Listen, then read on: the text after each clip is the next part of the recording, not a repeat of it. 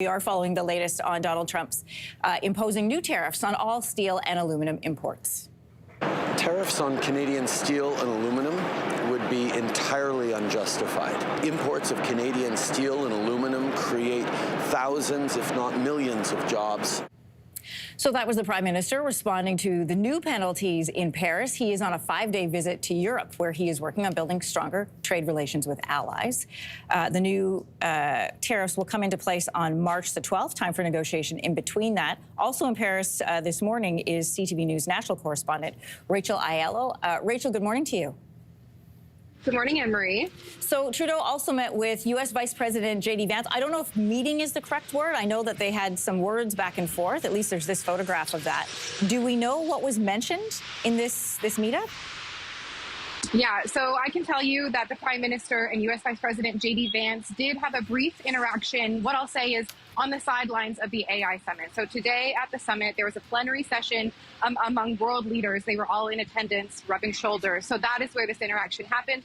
It seems like it was a brief conversation, but we're told from a senior government source that the Prime Minister brought up how the steel tariff specifically would hurt Ohio. And that is of note because Ohio is J.D. Vance's home state. So clearly the Prime Minister did attempt to get some sort of lobbying in there, building up on the effort the Canadian administration has been for some time now, making the case to Americans that this leveling of trade action and exchange of tariffs are going to hurt consumers on both sides. Yeah, it's interesting to note that that was his pitch to J.D. Vance, although it seems like that doesn't matter, and what Trump says goes regardless of who or what is impacted. What kinds of new trade relationships is Trudeau looking to build? Once he leaves this summit in Paris, he's on to other countries in Europe. What will he be discussing there? Yeah, that's right. So for the last few days, he's been here in Paris, and that has been a conversation, including with French President Emmanuel Macron. But what we're talking about here, Anne-Marie, is CETA, the Canada-European Union Economic Trade Agreement. And that is in effect, but not fully ratified. There are 10 of the 27 EU member states have not yet ratified that. So that is part of the Prime Minister's push in the conversations he's having here.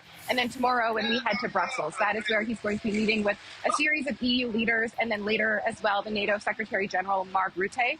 This is all part of the Prime Minister's push in what he thought was initially supposed to be a 30-day tariff reprieve to try to secure other markets. So coming to Europe and trying to pitch Canada. We were talking to Canada's ambassador and envoy to the EU yesterday, Stéphane Dion, and he flagged that right now only about 57% of Canadian companies are leveraging CETA. So the push is really on to try to expand this market because, as we just covered, U.S. President Donald Trump has made America a very uncertain and unreliable trading partner.